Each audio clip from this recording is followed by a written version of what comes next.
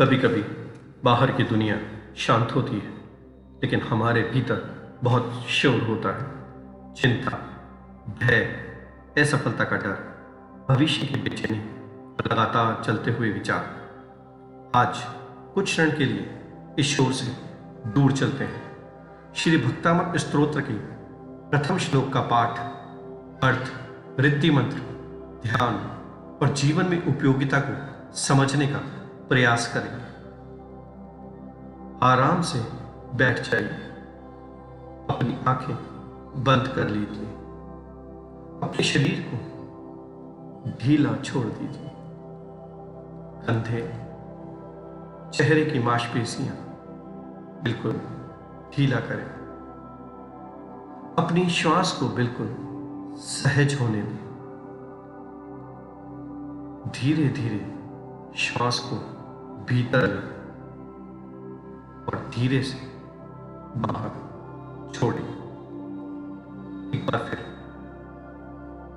श्वास भीतर, श्वास बाहर। अब कुछ बदलना नहीं है, बस अपने भीतर उपस्थित रहना है।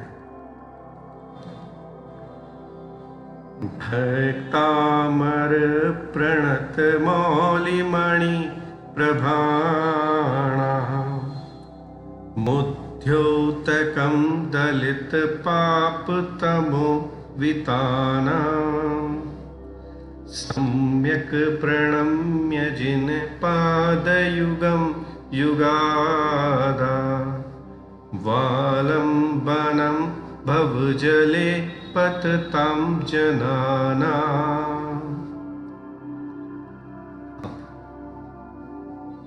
इस श्लोक के शब्दों को केवल सुनिए नहीं, इनके भाव को भीतर अनुभव करने का प्रयास कीजिए। इस श्लोक में भगवान आदिनाथ के पवित्र चरणों को नमन किया गया है।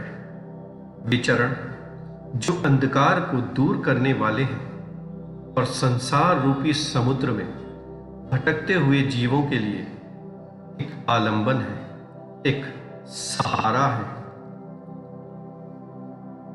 लेकिन इस अंधकार को केवल बाहरी कठिनाइयों के रूप में मत देखिए। हमारे भीतर का क्रोध, अहंकार, लोभ, मोह, ईर्ष्या, डर और अज्ञान, ये सभी हमारे विवेक पर अंधकार डाल सकते हैं। और जब भीतर का अंधकार कम होता है तो जीवन के रास्ते अपने आप अधिक स्पष्ट दिखाई देने लगते हैं।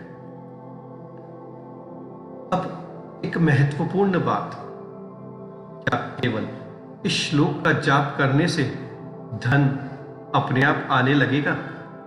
क्या हर समस्या चमत्कार से समाप्त हो जाएगी? ऐसा निश्चित दावा करना उचित नहीं है। लेकिन नियमित पाठ और ध्यान मन को स्थिर करने में सहायता करते हैं और स्थिर मन बेहतर निर्णय ले लेता है। बेहतर निर्णय व्यवहार को बेहतर बना सकते हैं और बेहतर व्यवहार परिवार, व्यवसाय और दैनिक जीवन में व्यवहारिक लाभ देते हैं। जब आर्थिक चिंता हो, व्यवसाय में परेशानी हो, भविष्य को लेकर डर हो या कोई परिस्थिति बार बार मन को परेशान कर रही हो, तो इस श्लोक का भाव याद कीजिए। पहले अपने मन को स्थिर करो और फिर परिस्थिति का सामना करो। समस्या से भागना नहीं है और समस्या में डूबना भी नहीं है, बल्कि समता से साथ उसे देखना है। अब इन शब्दों और विचारों को भी पीछे छोड़ दीजिए। अब कोई विश्लेषण नहीं है, कोई चिंता नहीं, कोई इच्छा नहीं,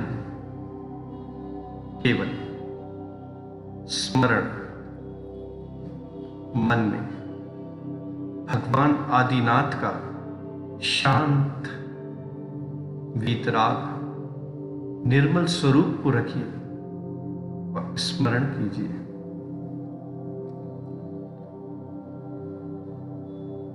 अब प्रथम श्लोक से संबंध परंपरा में प्रचलित इस रिद्धि मंत्र का शांत भाव से जप करेंगे।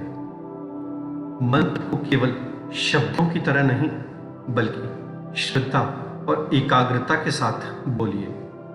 मन में कोई जल्दीबाजी नहीं, कोई भय नहीं, कोई तनाव नहीं, केवल जिनेंद्र भगवान का स्मरण। मंत्र ओम ह्रीं अर्हं नमो जिणाणां ज्रों ज्रों नमः। ओम ह्रीं अर्हं नमो जिणाणां ज्रों ज्रों नमः। ओम ह्रीं अर्हं नमो जिनाणां ज्रों ज्रों नमः। ओम ह्रीं अर्हं नमो जिनाणां ज्रों ज्रों नमः।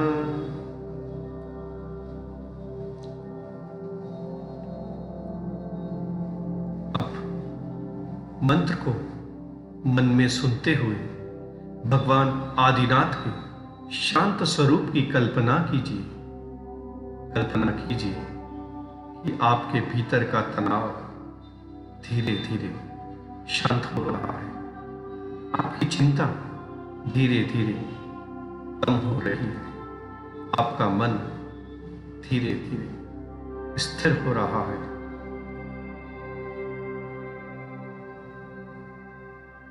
आपके भीतर एक शांत प्रकाश जग रहा है।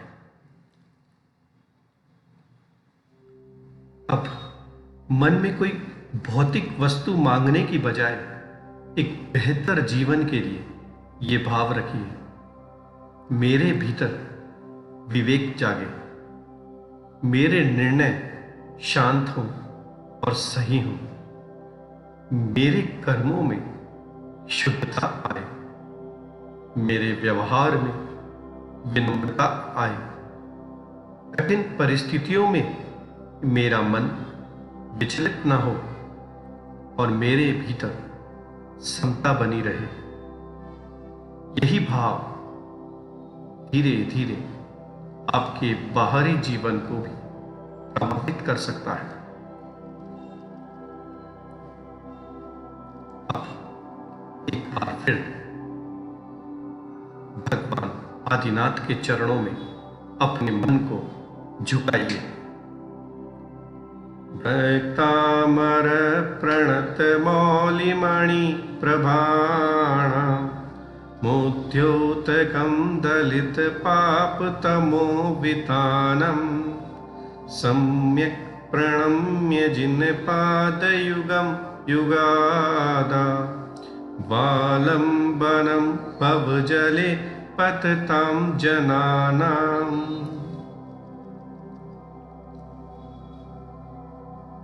कुछ मत सोचिए, कुछ मत मांगिए, बस शांत रहिए। अपने भीतर के प्रकाश को अनुभव कीजिए और मन में कहिए, मैं भय नहीं हूं, मैं चिंता नहीं हूं, मैं अपने भीतर के प्रकाश को पहचान रहा हूं।